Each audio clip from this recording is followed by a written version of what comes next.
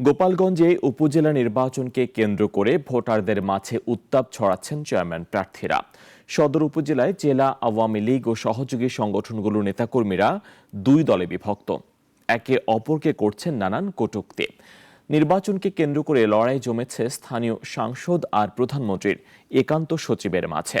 আশিক জামান অভির report জানাচ্ছেন সিরাজুবনী শুভ। প্রথম পর্যায়ের ষষ্ঠ উপজেলা নির্বাচন অনুষ্ঠিত হবে আগামী ৮ মে।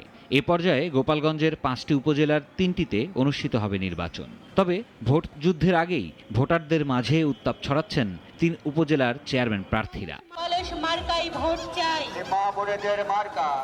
সদর উপজেলায় ৭ প্রার্থী প্রতিদ্বন্দ্বিতা করছেন।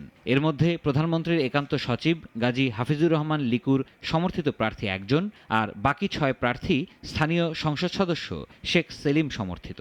ফলে জেলা আওয়ামী লীগ ও তার সহযোগী সংগঠনের নেতাকর্মীরা এখন দুই শিবিরে বিভক্ত। আমি বিগত দিনে সেলিম ভাইয়ের রাজনীতি করেছি, এখনও অনেক সূর্যমুখী ফুল আসছে অবৈধ টাকা নিয়ে গোপালগঞ্জে।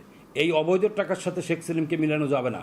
এটা হলো লিকু গাজীর একটা টাকা ইনকামের সব সময় সে যে কোন ফোরামটা ধরলে টাকা ইনকাম করা যাবে সেটি সে খোঁজে। জননেত্রী শেখ হাসিনা এবং জননেতা জনাব শেখ ফজলুল করিম সেলিম ভাইয়ের তাদের অস্তিত্বের ব্যাপার, তাদের জায়গায় কোনো ধরনের কোনো অপ্রীতিকর ঘটনা ঘটলে তাদের ইজ্জত মানের ব্যাপার। আমার এমপি মহোদয় তিনি বলেছে, তুমি কেন্দ্রীয় কালীবাড়ির সভাপতি, তোমার আবার ভয় কি? আমার হাত তোমার মাথার উপর আছে। যেহেতু নির্বাচন স্বতন্ত্র, এখানে কারোর প্রার্থী হওয়ার কোনো সুযোগ নাই, এটা আমার মনে হয় গুজব। বাকি দুই উপজেলাতেও নির্বাচনী আমেজ। কোটালীপাড়া উপজেলা নির্বাচনে চেয়ারম্যান পদে প্রতিদ্বন্দ্বিতা করছেন ৩ প্রার্থী। আমার এলাকার মানুষ সব 99% ঐক্যবদ্ধ বিমল বিশ্বাসের জন্য।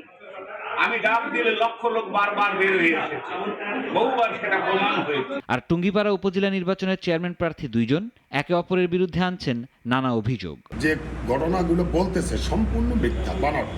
এই ধরনের ঘটনা আয়োজিতবাদী টুঙ্গিপাড়ায় ঘটে নেই, নজিরবিহীন। এই ধরনের ঘটনা আমাদের এই টুঙ্গিপাড়ায় ঘটে নেই। দলীয় পদ পদবি ব্যবহার করা যাবে না।